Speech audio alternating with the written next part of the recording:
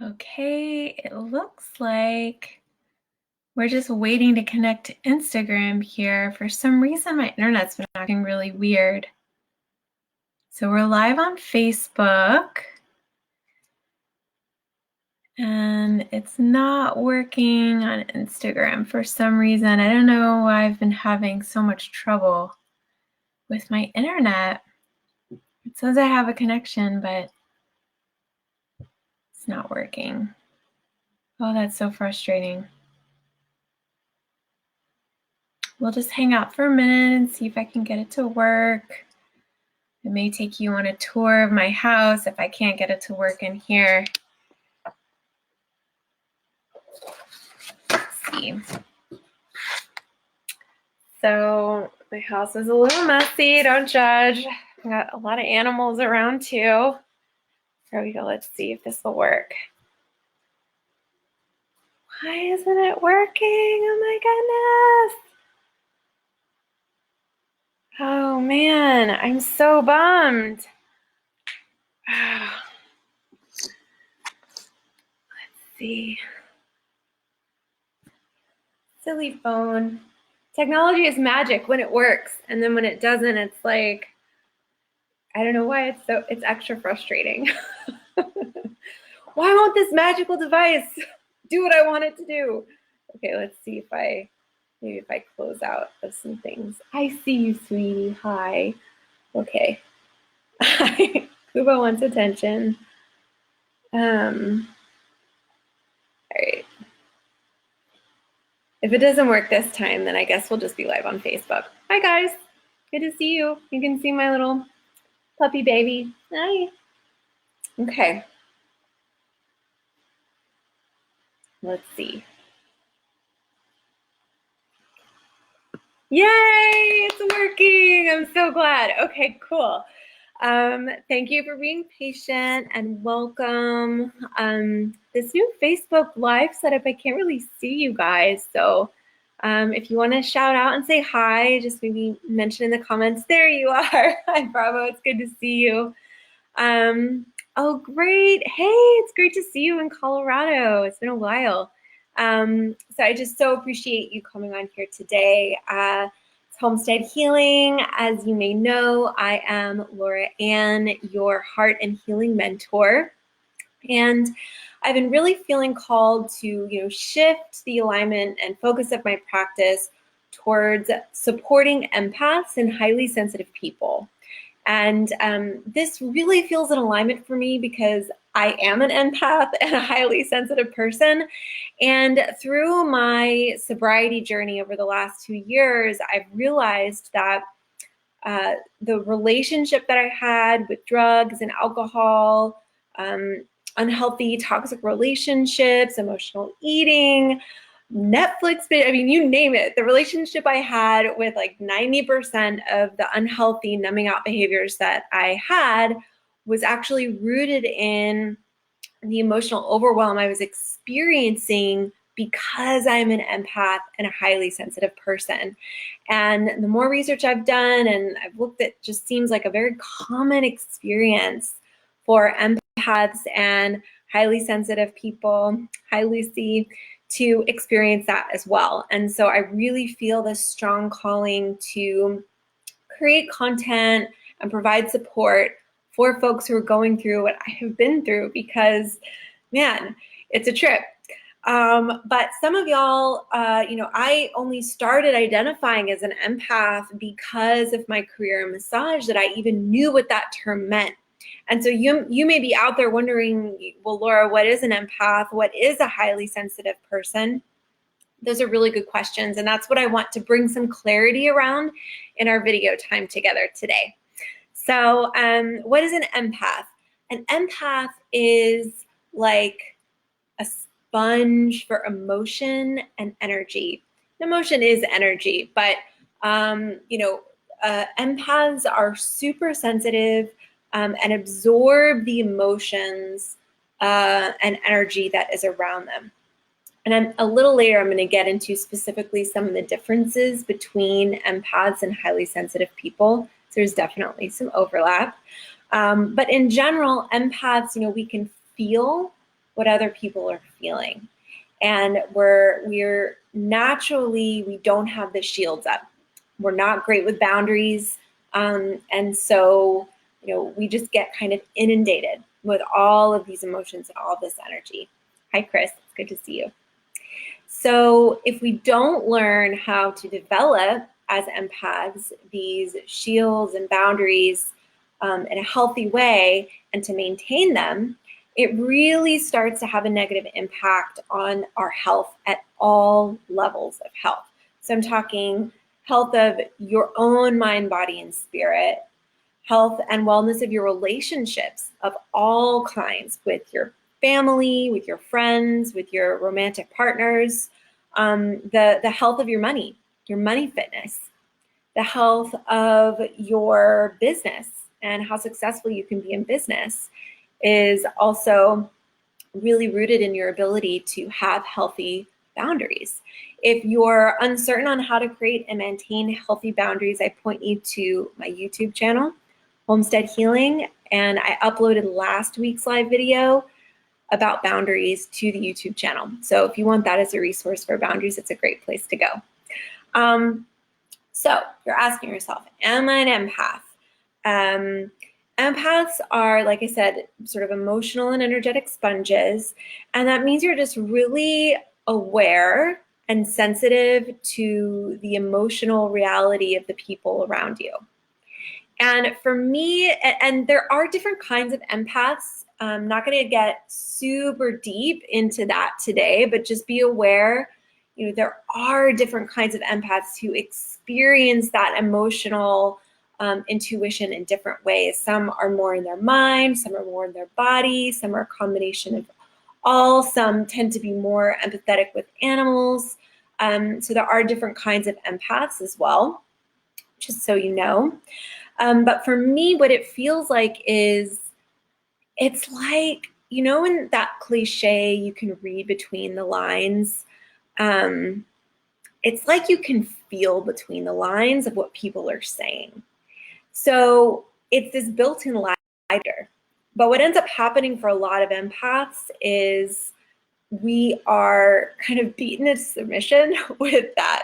So you have this uncanny ability to feel when you're being lied to, which people find really disconcerting. And so through the course of trial and error and different experiences that you've had in your life, you can learn not to trust that inner knowing and that inner lie detector. So even though you're an empath, as you get drawn into relationships with narcissists, for example, you stop trusting that inner lie detector. And so you're not as capable of knowing whether or not someone's lying to you because you're doubting yourself all the time. That's a whole nother video subject, the empath and the narcissist. But it's this feeling between the lines of like knowing, when someone is talking to me, it's been such an amazing gift in my bodywork practice. When someone is talking to me, I can feel the intention and the reality of their experience behind their words. So they may be telling me one thing, but feeling something different. And I can feel that disconnect, and it draws me deeper into some truth that is really helpful for them on the healing path. And in the same way as it's been for so many years in bodywork, now I'm able to utilize this in my coaching and my mentorship. And so it's just one example of how being an empath is kind of like having a superpower. And that superpower, it's such a gift, and it can be really helpful for you in many aspects of your life. We're also really highly attuned with our senses. So I've always, an ex of mine used to tell me he could never cheat on me because I would smell the girl on him. I mean, I could smell, I'm like, oh, you had a veggie dog for lunch, when I would hug him and he would come home. I mean, I just have such a fine sense of smell. And then the flip side of that, I'm very sensitive to smells.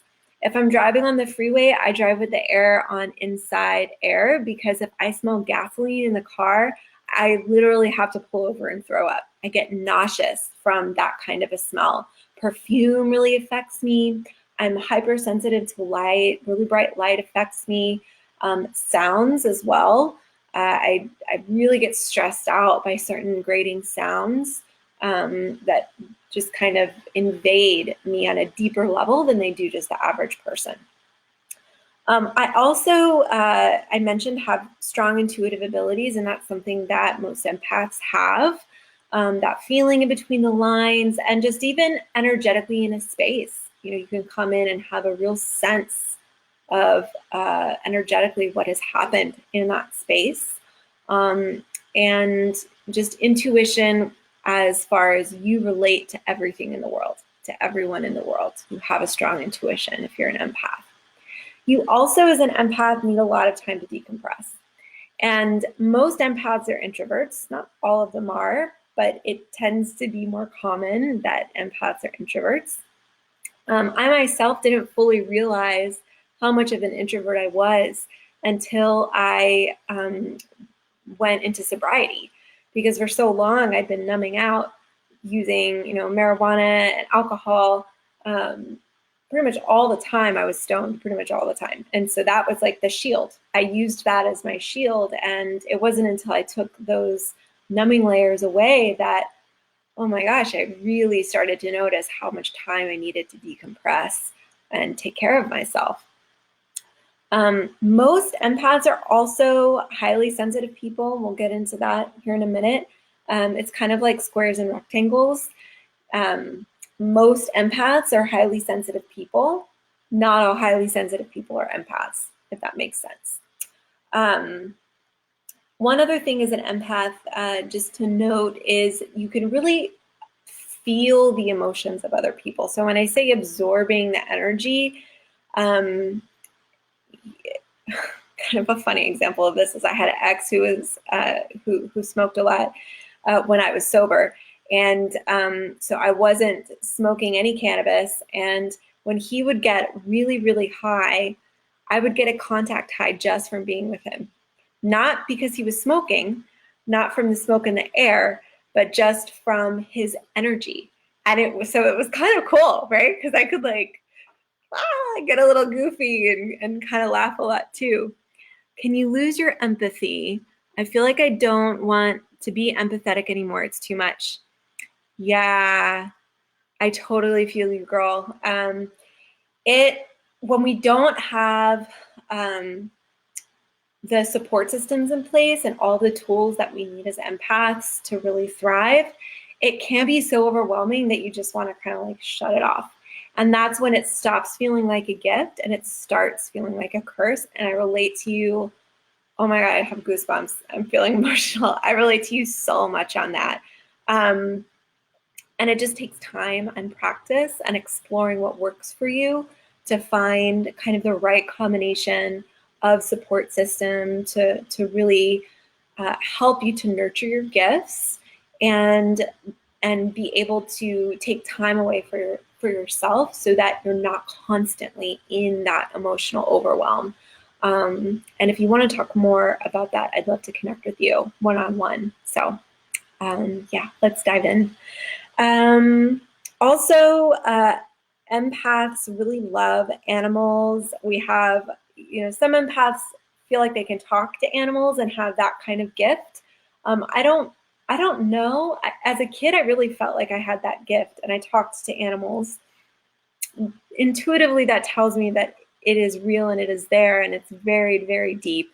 I do have a very strong connection with my pets, and I think that most empaths do. It's like if you're walking down the street and you see a puppy and your reaction is like way over the top and the people you're with are kind of rolling their eyes like it's just a fucking puppy, and you're like, no, you don't understand. And you get down on the level of your puppy and you're like so excited, then you're probably an empath, or that's one of the traits that empaths have. It's the same with babies. And for a long time, I was a little confused about that because I felt like my affinity and deep, deep love and connection for babies meant that I was supposed to be a mother of my own child. And that ended up not being the case. As I deepened my awareness and my knowledge of self, I realized I do love babies, not because I want to have one myself, but just because I really relate to them and I connect with them and I feel so deeply as an empath. So what is a highly sensitive person? Highly sensitive people again, there's a lot of overlap here with empaths. I would say if you're an empath, chances are you're a highly sensitive person. A lot of highly sensitive people are also empaths, but it doesn't necessarily go that way. My mother, for example, is a highly sensitive person, but wouldn't consider herself an empath. HSPs, as they're called, highly sensitive people, process things deeply, notice connections that other people don't, notice the little things, the subtle things that can translate into things like texture, senses, like the smell thing I was mentioning. You'll startle really easily. You don't like loud noises, fireworks. If someone jumps up behind you and scares you, it really, really is unsettling on a level that they don't understand. Again, I've had exes do that, and they're like, why is that such a big deal? Like, don't scare me. It really scares the ever-living daylights out of me. It takes me a while to find my equilibrium again. After that, I startle very easily. We abhor violence. That's something with the empaths as well, just really affected by it. In television, in movies, in the news. It's one of the reasons why I'm very, very careful about what I consume with news. It can really just send me into a deep, deep state of overwhelm if I consume too much of that stuff. And my family calls it my bubble. And I love it because that is what it is. I live in a bubble. I come out of it and I very consciously consume what I need to when I need it. And it's a very carefully cultivated bubble. It's not just one way. And that's another tool we can talk about with energetics down the line as well. We pick up on emotional cues like empaths do. And criticism specifically for highly sensitive people, as well as empaths, can feel almost like a violent act in and of itself. We feel it so deeply. It cuts us deep, deep, deep to the core. And that's one of the ironies of being an empath is we can attract people who are highly critical. We tend to attract people in the energetic vampire narcissistic camp. And so that really affects us, which is one of the reasons why they're attracted to it, right? So that's, again, a subject for another day, but it's just something to keep in mind that you are really sensitive to. So my legs are falling asleep, pardon me. All right, there we go. Oh, pins and needles. Let's see if you can see me still. Okay. All right, I hope you can still hear me. Let me know if you can't. Okay. What are some of the common challenges that empaths face? We've kind of touched on these a little bit, just going through the traits, but I wanted to go through a little more. Thanks, Chris. Wanted to go through with just a little more detail and maybe drawing from some more examples from my personal life. Overstimulation is a big one. And this, again, it's one of the reasons why I'm really drawn to working with this population was the realization that my desperate need to numb out was because I was consistently overstimulated and overwhelmed on an emotional level. And it had been my truth for so long that I just didn't even really realize that's what I was doing. Because I started drinking when I was 14, 13, and I started smoking marijuana when I was 16. And then from the time that I was 16 until 2 years ago, I mean, there are very few moments in my life where I wasn't under the influence of marijuana.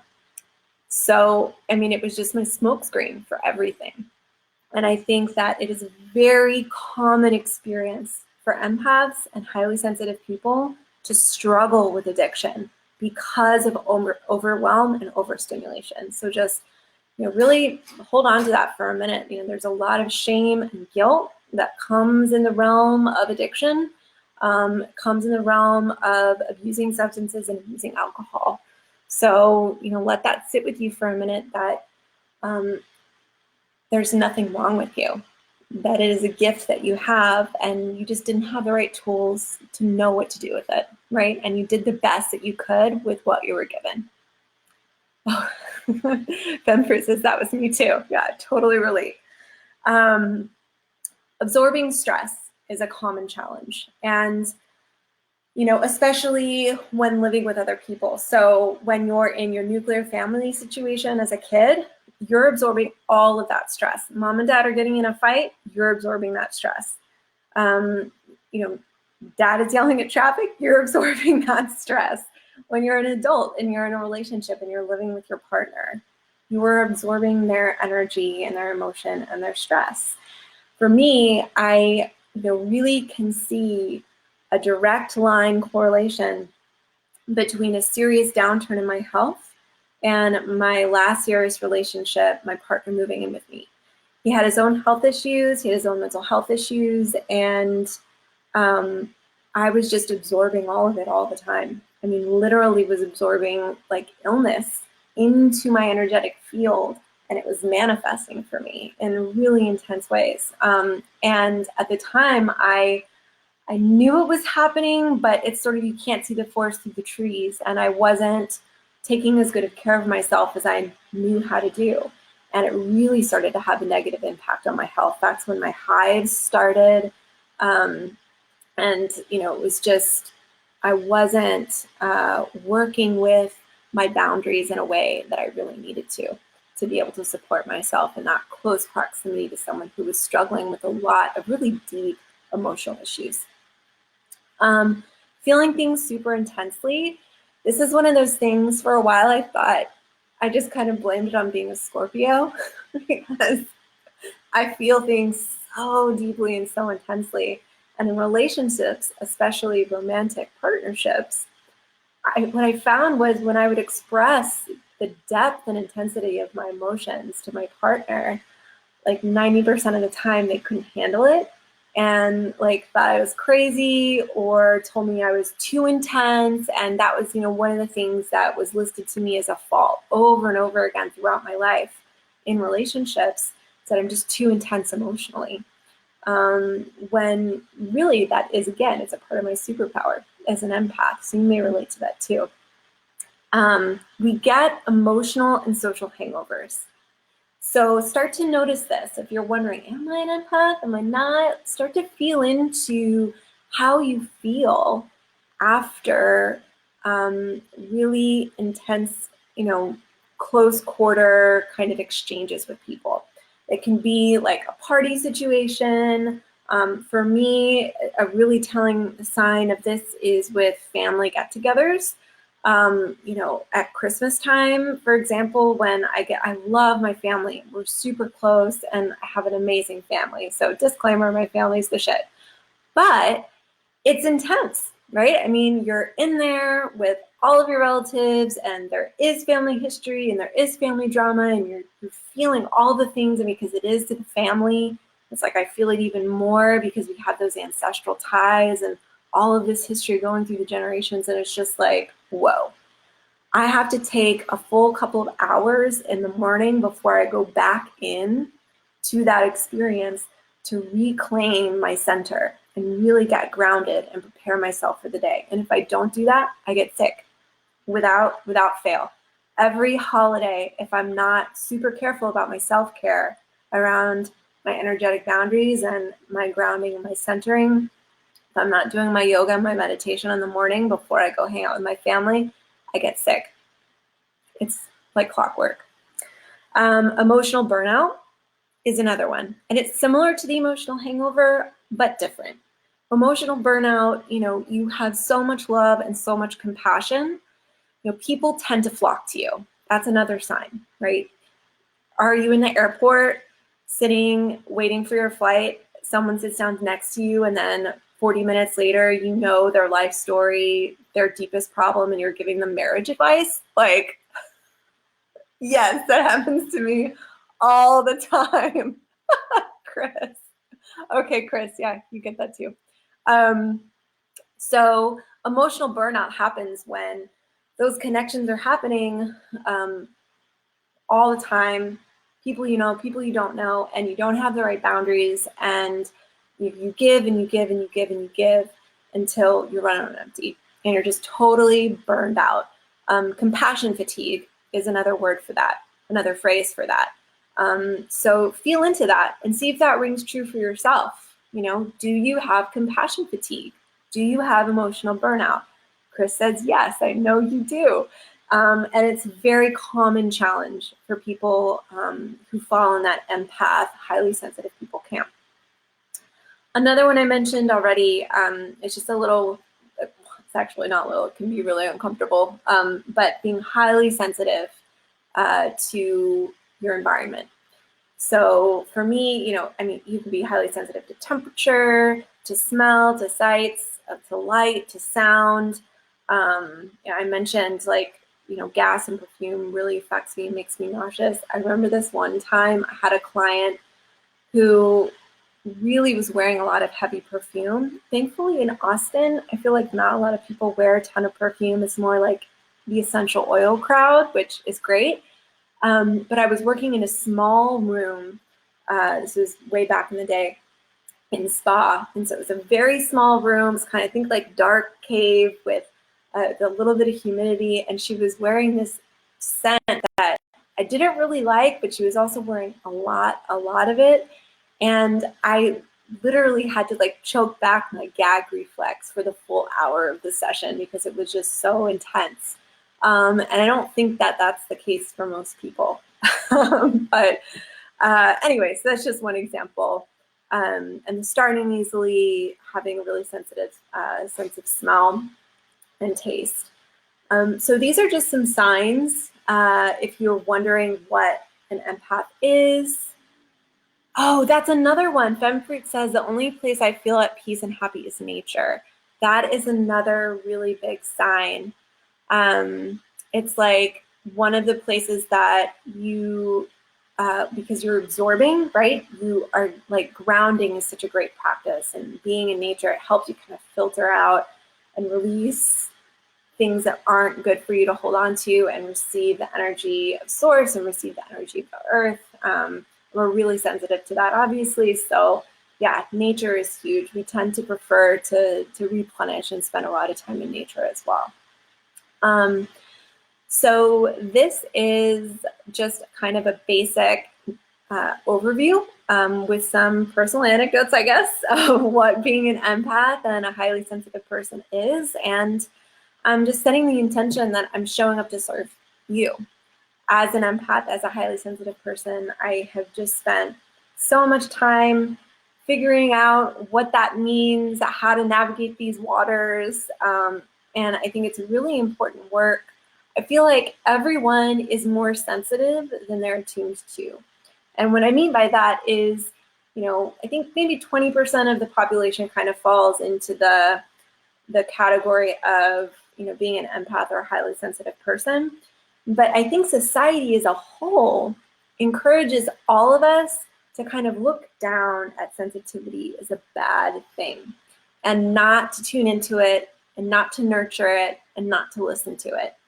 And I'm here to tell you that that's some bullcrap, that sensitivity is a superpower.